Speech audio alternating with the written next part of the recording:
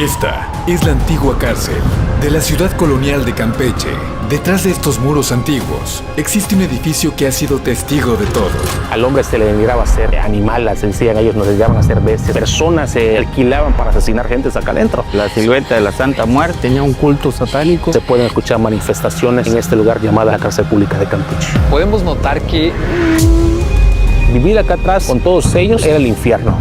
Hoy es el archivo de la ciudad, pero antes fue una cárcel y mucho antes, un hospicio. Un lugar que juré, cuando vi aquella cruz que estaba en la propia entrada, no volver y regresar jamás a aquel lugar.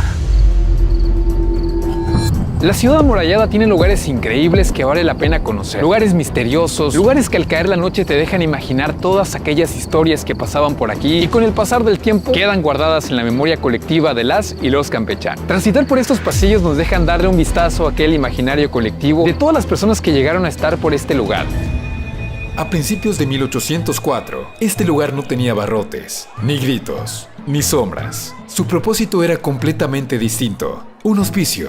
En 1807 abrió sus puertas. Aquí no había miedo, florecía la esperanza. Hasta que en 1839 todo terminó.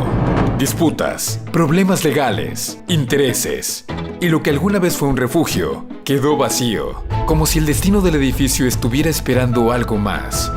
Para 1804 se pone la primera piedra. Miguel Duque de Estrada va a comprar los terrenos de estos espacios. Empieza una escuela a tener un gran éxito. Después de 1807, fíjate, al siguiente año, en 1808, ya ocurrían más de 223 niños en este lugar. Prácticamente manifestaba para casa de beneficencia, una casa escuela para niñas y niños pobres de la ciudad. Pudimos encontrar que dentro de lo que es estos jóvenes que estudiaban acá, estos niños que estudiaron, uno de ellos llegó a ser obispo del estado de Yucatán, otro llegó a ser gobernador de Tamaulipas. Jóvenes que crecieron y se convirtieron en la vida pública del siglo XIX. Muere Miguel Duque de Estrada, los herederos de Miguel Duque de Estrada no le interesaban el lugar, gente que vivía en la Ciudad de México, jóvenes afrancesados que no necesitaban venir a este lugar, y entonces el ayuntamiento llega aquí, agarra a los niños y entonces los pone por la puerta del zaguán y los saca de las distintas escuelas, y es así como acaba entonces la historia de aquella casa hospicio, la Escuela Misericordia, que Agustín de la Rosa Centeno, antes de su muerte, la había encargado construir a Miguel Duque de Estrada. Este lugar se convirtió en una cárcel. El diseño fue aprobado. La construcción tomó apenas 14 meses. Y el 27 de junio de 1845, los primeros reos cruzaron estas puertas. Desde ese momento todo cambió. Cuando se era la Nueva España, el rey de España había intervenido para que se hicieran cárceles, una forma de poder controlar a los bandidos, una forma de controlar a la gente. El caso de Campeche, existía una cárcel pública, antes de ser este lugar una cárcel pública. Lo que conocemos hoy como la calle 55, en la esquina de la calle 10, exactamente en la esquina de los Cuatro Vientos, estaba la esquina de lo que posteriormente se conoció como la Lonja Campechana. Se entraba por medio de un portón y en medio estaba entonces establecido el edificio que se conocía como la cárcel pública. No se sabe exactamente cuándo fue establecida. Para 1843 se suscitó una masacre de reos que estuvieron ahí y atacaron a las 6 de la tarde, es decir, de tarde-noche, atacan la plaza, toman a cuchillo a todos los presos políticos y es decir, empieza toda una matazón. Francisco Álvarez Suárez va a comentar en sus libros los análisis históricos de Campeche cómo llegan unos hombres corriendo, su mamá los resguarda, se esconden en unos árboles, toda la mañana estuvieron encerrados en un pozo, de ahí los vistió de mujer, le puso unas bateas y unos trastos y los sacó por la puerta de tierra para que se fueran exactamente a esa Santana. Un lugar que va a mancillar la historia de Campeche, un lugar que había sido tocada esa parte del Campeche tranquilo, del Campeche sempiterno, el Campeche que no pasaba absolutamente nada. Muchos de los presos quedaron vivos porque los soltan a todos ellos, fueron recapturados otra vez, fueron llevados al cuartel que se encontraba enfrente de lo que es actualmente el antiguo extemplo de San José. Ahí son resguardados. Llega el momento entonces, aquí en el Ayuntamiento de Campeche tenemos los documentos originales donde el Ayuntamiento entonces pone los ojos en la antigua Escuela Misericordia para trasladar la cárcel pública, y es así como el 27 de junio de 1845, sobre la calle Zaragoza, la tropa marcha al frente de los presos y entonces va a conocer este lugar y va a arrancar la historia de lo que se conoce como la cárcel pública de Campeche, un lugar con mucha historia. Cuando la cárcel pública arranca de 1845 aquí, ciertamente eran 23 presos los que empezaron a existir. No había una serie de manifestaciones que te llevaran con una gran culpabilidad a la cárcel. Es decir, algunos estaban aquí, por ejemplo, había un sacerdote que estaba por asuntos de familia, habían presos políticos, había gente quizás algunos por homicidio, pero era muy poco, decir, la población que estaba. Este lugar guarda muchas historias de reos, de muertes, de asesinatos y todo lo que podamos imaginar en cuestión misteriosa o negativa. Aquí todavía se llegan a conservar los ecos de las personas que fallecieron y que solían transitar todos los días los pasillos. Familiares de personas que estaban en calidad de detenidas, reos que intentaban quitarse la vida. Existía mucha violencia y abuso en esta cárcel entre los reos. Incluso se han llegado a contar historias de reos que salieron de la prisión y generaron un impacto grande. La sociedad en ese momento no estaba preparada para tal violencia. Los reos aprovecharon en muchas ocasiones diferentes métodos de escape para poder salir de este lugar, de agredir a los ciudadanos que estaban en ese momento transitando la ciudad de San Francisco de Campeche, que no era tan grande como lo conocemos hoy en día. Las historias que convergen en este lugar son increíbles e impactantes. Aquí en la cárcel en los años 40 era un tema muy delicado. Recuerdo muy bien el caso de Donaciano Cruz Aque, apodaban el Diablo. Era un hombre que vivió en este lugar. Este hombre decidía quién vivía y quién moría. Entonces era el hombre, el capataz, el patrón acá adentro. Y era un hombre que controlaba totalmente la cárcel pública de Campeche. Es decir, sí existían asesinos, habían asesinos, violadores, había gente que estaba miscuida acá por temas de fraude, otros estaban por abegiato, habían robo de ganado, pero existía gente que violaba, existía gente que asesinaba. El caso de unos calabozos acá, a unos militares los van a meter a todos ellos. Cuando el alcaide, que es sinónimo de director de un penal actualmente hoy en día, escucha todo este ruido, estos hombres habían matado a su compañero. En el momento en que lo matan, estaban violando el cadáver. En la parte de acá atrás estaban los peligrosos. Entonces sí va a tener un grupo de personas que eran una delincuencia tremenda. Habían hombres que asesinaban acá adentro y aquí no había una fosa común. Aquí simplemente eran individuos. Éramos la lacra de la sociedad, decían. Éramos los incultos de la sociedad. Y sin embargo, cuando alguien de ellos era muerto, aquí no tenía un familiar, simplemente en ese momento llegaba la autoridad, que era la judicial, porque aquí había militares cuidando, los sacaban y si no tenía parientes a la fosa común. Esto era un mundo, era una sociedad donde tú existías con gente que podía estar aquí, pero en cualquier momento te podían clavar un punzón, gente que tenía varillas acumuladas para poder clavar. Llegó a tener delincuentes muy peligrosos esta cárcel pública. Para 1856 ya habían más de 70 presos aquí dentro, diferentes delitos, muchos de ellos al grado de homicidio, pero todos compartiendo el mismo espacio. Las condiciones eran duras, la comida insuficiente, la higiene prácticamente inexistente, las enfermedades inevitables. Pero sobrevivir aquí no solo era cuestión de salud, era cuestión de resistir. Dentro de estos muros se creó un mundo propio, un microcosmos. Había talleres, los menores trabajaban haciendo sogas de enequén, otras hamacas, había pequeñas tiendas, incluso celebraciones. En Navidad, los presos organizaban fiestas, pedían permiso para convivir con sus familias, un intento de sentirse humanos. Habían peleas constantes, drogas, corrupción y algo más oscuro. Dentro de la cárcel también existían abusos, prácticas sexuales forzadas, violencia entre reos, incluso decisiones que hoy resultan difíciles de creer.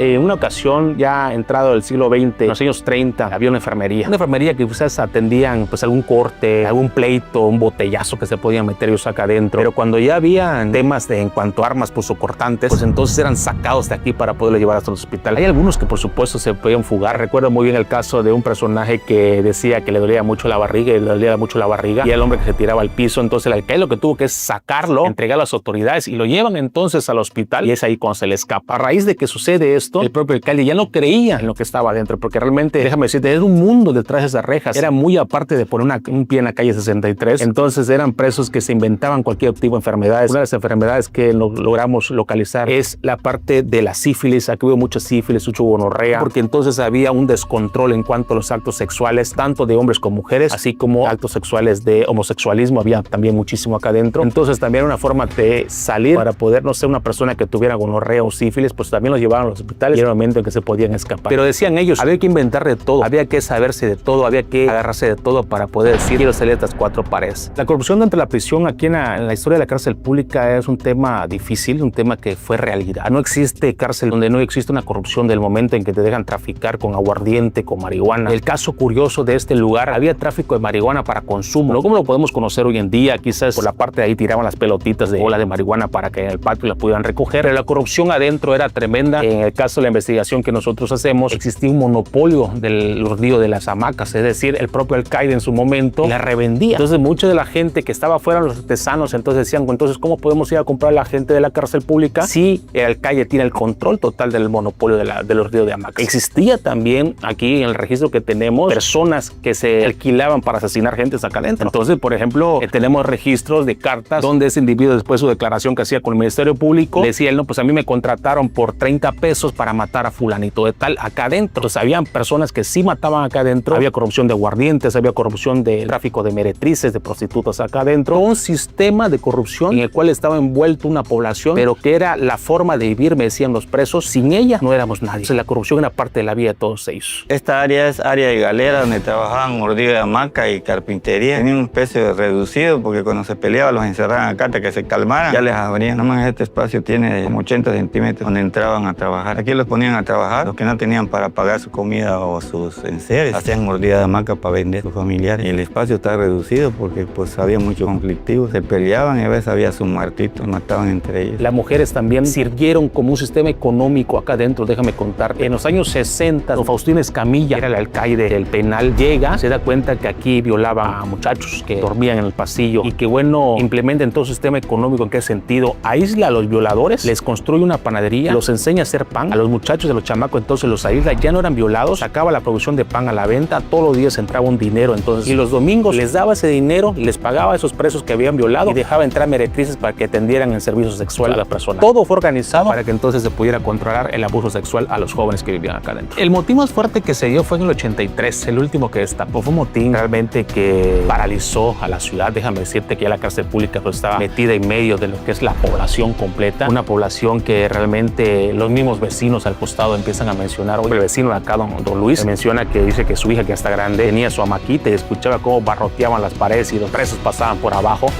Claro que existía prostitución aquí en la cárcel pública. Las galeras. Aquí las visitas eran los jueves y los domingos. Los jueves en lo particular venía la familia. Hay fotografías todavía que conservamos en la hemeroteca, en los periódicos de la época, donde la prensa entraba y lograba ver a los presos, ¿no?, que vivían en esta galera, por ejemplo, la galera 1, donde andaban con aquellas camisas ochenteras, floreadas, pecho abierto, pantalones encampanados, algunos zapatos boleados, otros todos sucios, pero que podemos ver fotografías de niños recién nacidos con mamá en los brazos, niñas pequeñas y niños venían a ver a sus papás, y que era como que el jueves familiar. Sin embargo, los domingos existía cierto tipo de prostitución. Significaba que dejaban entrar a meretrices, dejaban entrar a mujeres para que pudieran tener contacto sexual con algunos presos. Hay que recordar que muchos presos no tenían familia, no tenían visita conyugal, no tenían familia que los visitara, y que muchos de ellos trabajaban haciendo urdido de hamacas, otros trabajaban en la panadería para poder tener el servicio de sexo. Recuerdo que muchos de ellos le preguntaba cómo era y me decían, bueno, en el caso de la galera 1, al fondo ellos tenían una sábana blanca y toda la parte de acá adelante estaba la familia conviviendo con familiares, con los presos, y detrás de la sábana blanca había una hamaca. Cuando tocaba los domingos, que eran las visitas conyugales, el preso le decía al jefe de la galera, es decir, un reo era un jefe de la galera que le rendía informes al alcaide. Entonces decía, no, pues yo voy a tener relaciones sexuales, yo voy a tener visita conyugal, y entonces se anotaban todos para tener en el orden como te habías anotado la entrada a aquella hamaca. Entonces me decían ellos, detrás de esa cortina blanca estaba la hamaca y tenían 15 minutos para tener relaciones sexuales, ya sea con la persona que venías a visitarte, con tu esposa o la persona que venía a darte el servicio, y tenías 15 minutos. Yo le decía a ellos, bueno, ¿cómo le hacían en tener 15 minutos? Muchos decían que antes de entrar se empezaban a masturbar para poder tener una eyaculación, y al momento en que le tocaba, pues era el momento de estar con la persona indicada, hacer lo que tenías que hacer. Y de forma curiosa, recuerdo que una vez me contaron que cuando se te pasaban los 15 minutos, aquel que tocaba dice que entraba y te punzaba por atrás el trasero para que le dijera, apúrate que me toca a mí pasar. Algo quizás coloquial, pero que era una forma de existencia de una vida sexual que tenían los presos. Además de que hay que recordar que también había prostitución en cuanto al homosexualismo. Encontramos también registros de parejas de homosexuales que tenían, decían ellos, a sus maridos, donde los atendían como fueran mujeres, le lavaban la ropa, le cocinaban, dormían con ellos, etcétera. Era algo natural, la prostitución acá adentro, algo natural, y que eso quizás llevaba también a poder controlar a la población masculina. Recordemos que no había, a diferencia de Olga, mujeres acá adentro, y eso logró entonces a tener un cierto control quizás para las enfermedades venéreas, pero que sin embargo la gonorrea, la sífilis estaban disparadas a todo lo que daba porque no habían preservativos en su momento, pero quizás muchos niños fueron hechos aquí para poder nacer allá afuera, y que quizás en esa parte de aquella galera, en esa sábana blanca y en esa hamaca, muchas historias pudieron contarse de amor, hoy en día son olvidadas. Por el tiempo que estaban los presos que no tenían familia, venían acá y aquí enfrente se encontraba un prostíbulo que se llamaba la Vecindad de Chocolate, así que las señoras venían a buscar su poco de dinero que les hace falta a ellas. Tenían relaciones con la mayoría de los presos. En esta área ponían cortinas individuales y un catre, y acá entraban a visita conyugal con los presos. Era una visita rápida porque pues el exceso de mujeres que había, a veces querían ganar y tenían que masturbarse, según me contaron personas que han estado acá, para que tuvieran más ingresos. La historia de Olga es muy curiosa. Para 1974, Olga ya estaba en los registros de la cárcel pública. Una mujer que ingresó aquí por echarle ácido en la cara a su amante y por tráfico de marihuana. Un tráfico de marihuana que no fue tan grande, era como lo conocemos hoy como aquellos burreros, traficaba marihuana. Y que Olga se va a convertir en una mujer clave y emblemática en la historia de los presos que estuvieron aquí en la cárcel. Ese es su calabozo, este era su calabozo. Tenemos los registros de que era la única mujer que vivía con ellos. Una mujer no tan alta, chaparrita, me comentaban presos que entrevistaban. Me decían, nosotros cuando la conocimos, era una mujer que siempre andaba vestida con un vestido blanco, una mujer que nunca encontramos de que fuera violada por los presos. Al contrario, decían los presos que ella tomaba al amor, tomaba al preso que le gustaba lo metía a su celda para dormir con él. Este era su calabozo. Originalmente tía lo conservamos, un calabozo que tía conserva su baño original, tiene muchos hamaqueros, pero solamente Olga vivía ahí. Se desconoce por qué le daban ese privilegio a Olga. Olga no se metía con nadie porque Olga era una mujer que era santera, ella era adoradora de la Santa Muerte. En su esquina, en la esquina sur, ahí tenía su bulto de aquella imagen, donde muchos de los presos me comentaban que por la noche escuchaban cuando Olga se dedicaba a hacer esos conjuros, esos ritos, su imagen sagrada, y quizás eso mismo llevaba, decían los presos, nos daba ese temor de poder acercarnos a su reja, a poderla visitar, a poderle pedir un cigarro, porque sabíamos lo que estaba haciendo. Olga hacía trabajos, se encargaba de hacer trabajos. Nunca encontramos un registro de que haya asesinado a alguien a quien se lo haya encomendado a la Santa Muerte, pero sí encontramos registros de aquellos rituales que hacía. Una forma que es un calabozo que no ha sido curado, un calabozo que todavía se encuentra en expresión original cuando Olga se fue en 1983 de aquí de Paracobén, un calabozo donde hay fuerzas, hay manifestaciones de noche. En lo particular he tenido, y no hablándote como cronista, hablándote como Aarón, en ciertas ocasiones hemos escuchado ruidos. En el 2014, cuando yo escribí este libro de la cárcel pública de Campeche, recuerdo una ocasión estaba escribiendo el libro y eran casi las 9:30 de la noche. Yo estaba solo en la galera, yo había apagado el ventilador que estaba junto a mí y solamente estaba mi computadora, estaba el clima prendido y la luz, y aproximadamente como las 9:30 de la noche yo estaba tocando fibras que ya estaban enterradas, estaba volviendo a renacer las historias de muchos presos que habían dejado en el olvido. Como me decían ellos, a mí mi Dios ya me perdonó, que Dios te perdona a ti por lo que estás haciendo, porque estás removiendo cosas que ya dejamos atrás. Muchos de ellos se hicieron cristianos, olvidaron la vida atropellada que tuvieron adentro, y en aquella ocasión recuerdo que estaba yo escribiendo un capítulo referente a Olga y referente al perro López cuando se me prendió el ventilador de la nada, automático. Yo estaba lejos de ese ventilador, no había nadie junto a mí, yo estaba solo en esa galera, era Aarón, su computadora y el clima y el ventilador apagado. Entendí que esas manifestaciones son de aquellas personas que, murieron aquí, que quizá no recibieron una bendición para ser enterradas, o muchos de su cuerpo fueron parados a la fosa común. Pero por las noches, en la noche se escuchan ruidos, lo que se conoce como el baño, ruidos aquí en el calabozo de Olga. Y recordemos por qué el culto a la Santa Muerte es un culto muy poderoso, un culto que muchos mexicanos se respetan, pero es un culto donde hay fuerzas que fueron invocadas por Olga Lizárraga, y creo que en su momento, todavía por la noche, se pueden escuchar manifestaciones en este lugar llamada la cárcel pública de Campeche. En esta esquina estaba la silueta de la Santa Muerte, donde hacía sus oraciones Olga, la que estaba presa acá, que era sicaria. Entonces ella se postraba en rodillas acá con la frente al suelo, le rezaba a la Santa Muerte, porque esta área nada más ella se encontraba. En esta área de acá era el baño, donde tenía la taza, y allá donde cocinaba, en la otra esquina. En esta pared vinieron los de Paranormal, encontraron la silueta de Olga y la silueta del diablo. La grabaron en esta pared. La silueta del diablo le tiene agarrada la cabeza. Le mostraron las cámaras de Paranormal. Pues era ella sola, porque los presos, a pesar que nada más ella estaba aquí sola, la respetaban. Para entrar con ella tenían que pedir permiso, si no, no entraban a la celda de ella. La mantenían aislados, siendo la única mujer que estaba con la cantidad de varones que había. Ella era la única que estuvo acá presa, porque pues era sicaria. Esta era donde se sentaba, que se bañaba. Aquí está la taza, se ve la parte del sumidero. Ahí está el espacio donde ponía carbón, fogón, y ella hacía su comida ahí. Amaqueros, aquí dormía ella con amaqueros. Cuando traían a alguien de detención alcohólica, que era mujer conflictiva, y la metían con ella, pero hacían que la saquen enseguida por el problema que tenía ella, que no estaba de acuerdo. Tenía un culto satánico, practicaba la magia negra. Los reos tenían miedo a ella. Esta parte es la que más me da miedo. Ya tengo más de 10 años aquí y la verdad no cambia. La vez que paso por este lugar, siendo como una energía negativa. Está muy fuerte. La verdad no me gusta estar en este espacio. Las paredes de este lugar todavía permanecen en humedad, en deterioro. Podemos notar que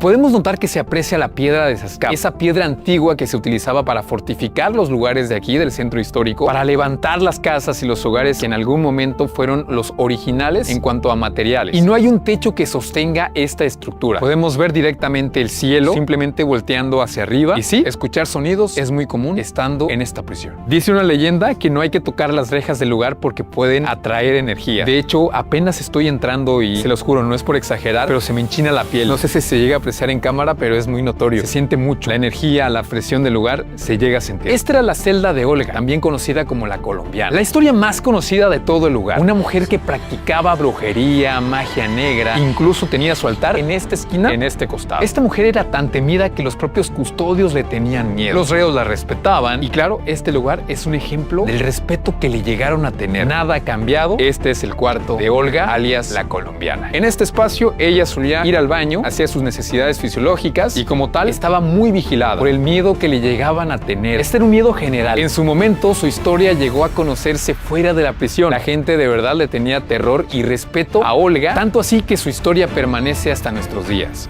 Ahí cuando estoy haciendo mis recorridos escucho lamentos, como que lloran personas. Aquí es donde se escucha que te abren las rejas, que te gritan. Como yo me mantengo en la parte de adelante, cuando escucho los gritos vengo hasta aquí y veo que todo está tranquilo. Y como esa reja que está ahí, a veces escucho que la abren.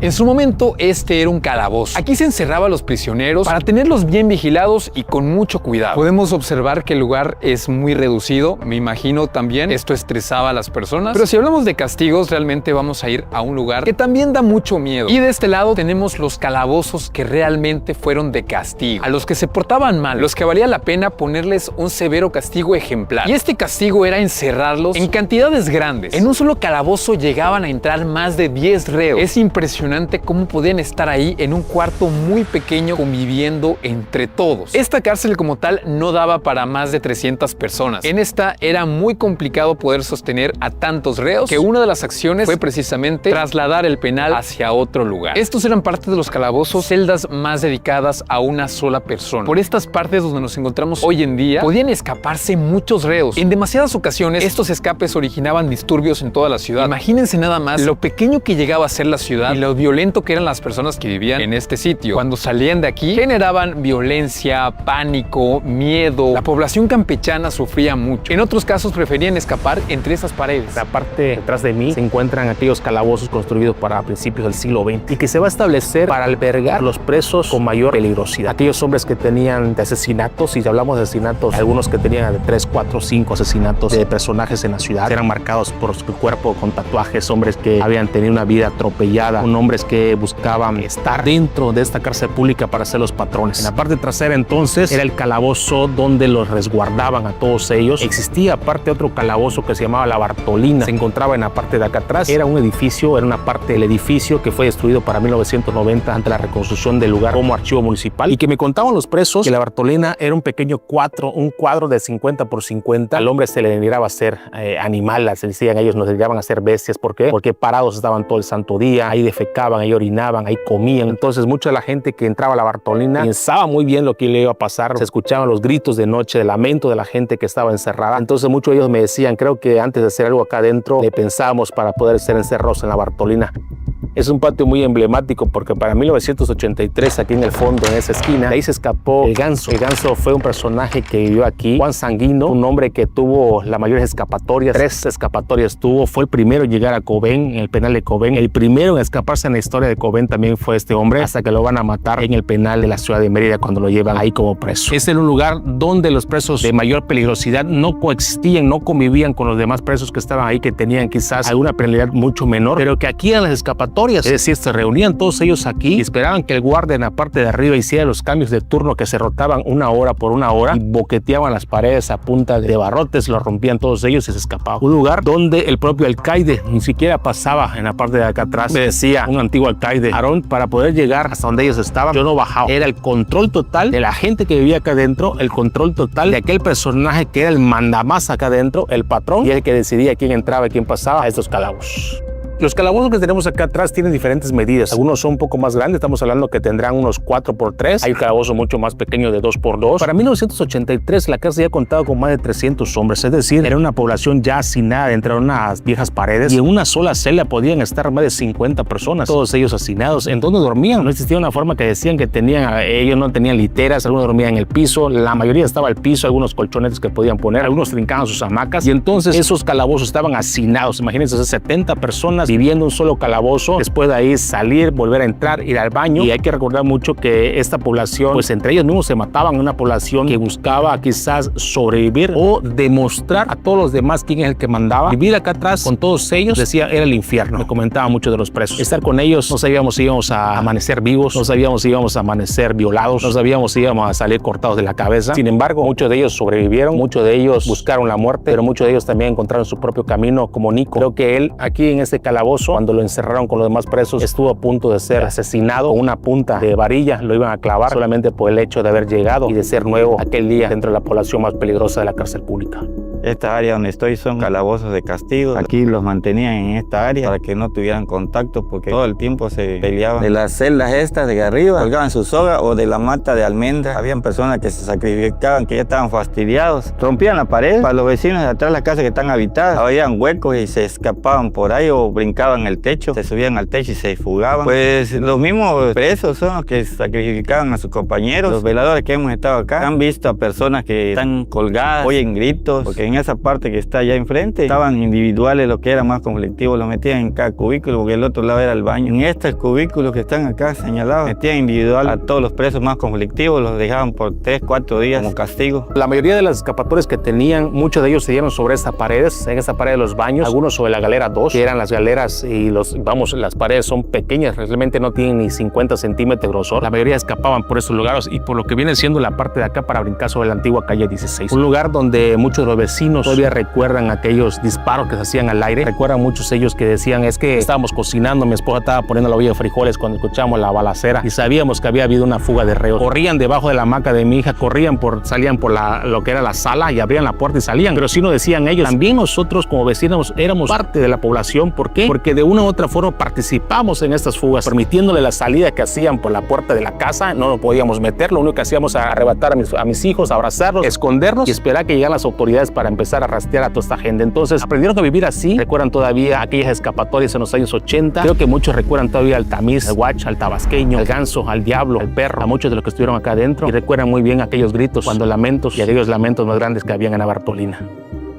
Recuerdo muy bien que para principios del siglo XX, cuando estaban en las galeras, esos eran encerrados a las 6 de la tarde. Se pasaba la lista, eran encerrados. Posteriormente, a las 5 de la mañana, los propios militares hacían los zapateos arriba para que los pudieran levantar. Siempre había la luz prendida para que no los dejaran dormir. Era una forma de terror psicológico, decían ellos, que nos tenían puesto, decían los presos. Era un terror psicológico que ellos tenían y nos hacían para poder controlar todo lo que era la población. Sin embargo, ¿cómo era la vida dentro de lo que era el propio calabozo? La gente colgaba sus hamacas. Y sin embargo, para principios del siglo XX, una anécdota que recuerdo mucho que me comentaban, había un tanque de agua y que en ese tanque de agua, cuando se vaciaba, los presos en la noche defecaban y orinaban en unas latas de leche de aluminio y lo echaban dentro de lo que era aquel tanque, y aquel que se había portado mal en la galera le tocaba meter la mano, sacar todo lo que tenía adentro y poder lavarlo, porque aquí en la parte de lo que es abajo de lo que es la cárcel pública hay un pequeño drenaje, un gran drenaje diría, un drenaje muy antiguo cuando se construyó esto en la época de Miguel Duque de Estrada y que lleva a lo que es la calle 63, antigua calle Zaragoza. Los baños era una taza, en un principio una taza para 300 hombres. Imagínate cómo era la organización para poder orinar, poder defecar. Era todo un tema, todo un sistema en el cual ellos podían hacer sus necesidades en cualquier esquina, en cualquier lata. Aquellas filtraciones de agua que existían dentro de lo que es las propias galeras llevaba entonces a enfermedades, a lo que se conocía que se iba pudriendo, literal, se iba pudriendo lo que son las paredes. Son partes donde la propia gente ya no podía vivir, eran partes de galeras hacinadas, mucha gente adentro, había enfermedades que llevaban que los presos pudieran ser trasladados al hospital, otros caían muertos. Sin embargo, creo que era parte fundamental de la vida. Decían todos ellos, teníamos que vivir así, así teníamos que estar porque éramos los incultos en la sociedad.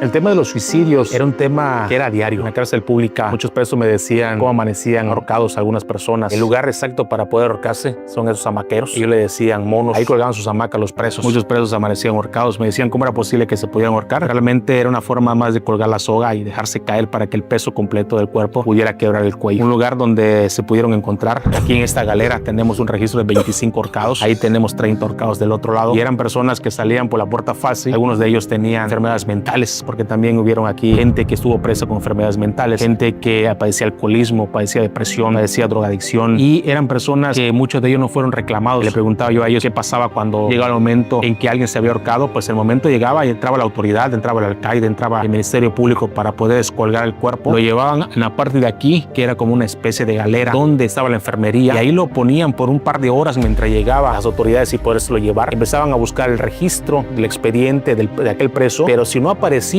simplemente era enterrado en la fosa común 3 horas después. En la lista de presos, muchos de ellos desaparecieron. Hay algunos que han llegado con nosotros, conmigo, han llegado y me han dicho, ando buscando a mi papá, ando buscando a algún tío que se perdió, que no sabemos dónde quedó. Nos hemos encontrado en la lista de presos que aparecían. Diario se pasaba la lista de presos, diario se volvía a redactar la lista de presos en una máquina. Desaparecieron, no supieron dónde estaban. Intuimos que muchos de ellos fueron ahorcados, se suicidaron acá adentro, y que muchos de ellos también fueron tirados en la fosa común y fueron enterrados en aquellas fosas. Un lugar donde me decía Nico, un antiguo preso que entrevistamos, me decía, despertar todos los días y no encontrar un preso colgado, ahorcado en esta cárcel, era el pan de todos los días, era como no vivir. Era un lugar donde tenías que cuidarte, tener la espalda contra la pared, dormir con un ojo cerrado y con el otro abierto literalmente, porque decían, no sabíamos si íbamos a despertar. Un lugar que era peligroso. La cárcel pública siempre fue peligrosa. Un lugar donde los propios hombres se cuidaban. Unos se hicieron hermanos, otros quizás no hermanos de sangre, pero como Nico y aquel hermano que tuvo acá adentro, donde ambos se cuidaron y compartieron un pedazo de pollo, donde compartieron una hamaca, donde compartieron quizás la angustia cuando Nico quisieron matarlo en los calabozos de atrás. Es lo que llevó ya hoy en día, siendo ancianos, unos hombres de más de 80 años que aún recuerdan este lugar, un lugar donde vieron a mucha gente ahorcada y un lugar que lo respetan, y dicen ellos, un lugar que juré cuando vi aquella cruz que estaba en la propia entrada, no volver y regresar jamás a aquel lugar.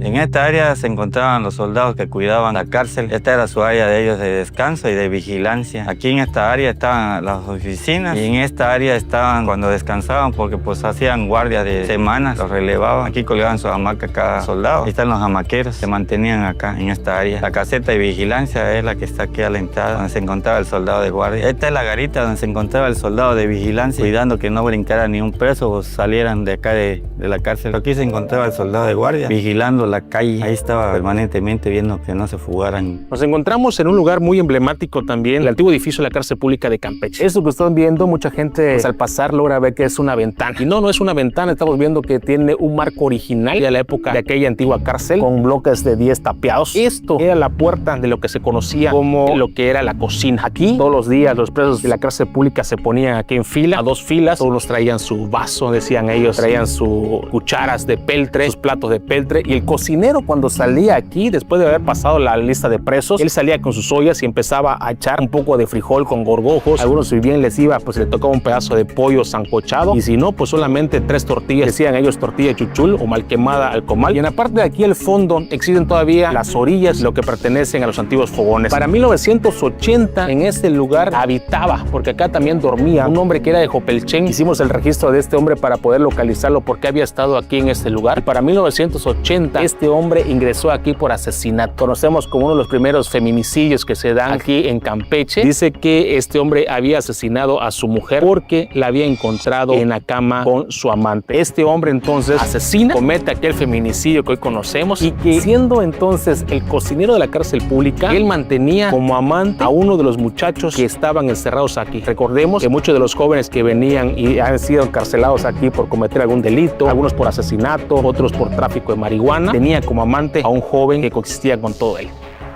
Con el paso del tiempo, el edificio envejeció. Más presos, menos espacio. Para 1981, habían más de 250 internos. Las galerías estaban saturadas. No había áreas adecuadas para mujeres, ni menores. En algunas celdas pequeñas entraban más de 10 reos. Por dentro se notaba la insuficiencia, y afuera, los vecinos vivían con miedo. Lamentos, ruido e intentos de fuga. La cárcel ya no podía sostenerse.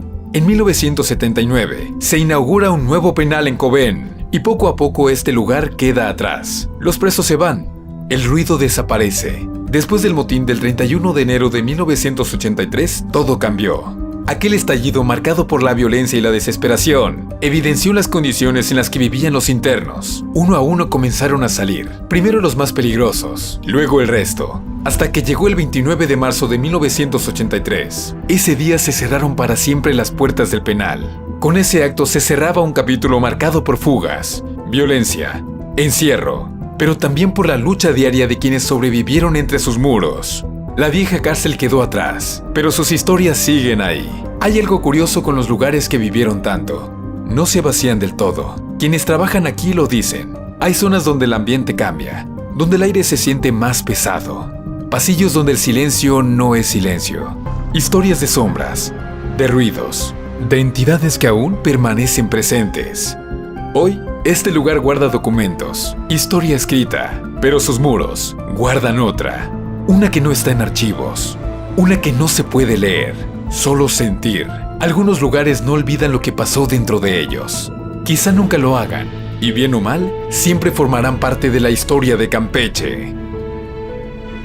El Archivo Municipal de Campeche es un lugar emblemático, creado en 1990. El edificio como tal para conservarse como archivo municipal fue Rafael Begalí, quien hace la separación de los documentos de Estado, municipio y le hace la entrega al municipio aquí en este pasillo donde nos encontramos. Siendo el gobernador Abelardo Carrillo Zavala es quien llega a este lugar para hacer la entrega. Se va a convertir en un lugar donde se van a conservar mucho de la historia del municipio de Campeche. Tenemos más de 1200 cajas AG12 donde se encuentra la historia de la cárcel pública, de todo lo que estamos platicando. Se encuentran lista de presos, cartas, asesinatos, violaciones. El edificio representa la historia de Campeche, representa para el turista el lugar para visitar, un lugar emblemático, invita al visitante, al paciente de la calle 63, al turismo, al entrar a esas puertas, al entrar a sus pasillos, al entrar de noche a este lugar y conocer el calabozo Oruga Lizárraga, y que todo este lugar te lleva entonces a un espacio colonial del siglo XIX y recorrer sus pasillos, todavía puedes escuchar aquellos lamentos, aquellas historias, aquellos pasos, pero que fueron marcados también por la propia vida. Hombres marcados por la historia, hombres marcados por su propio destino. Es lo que hace la historia de este lugar, de aquellos presos que vivieron detrás de una galera conocida como la Bartolina.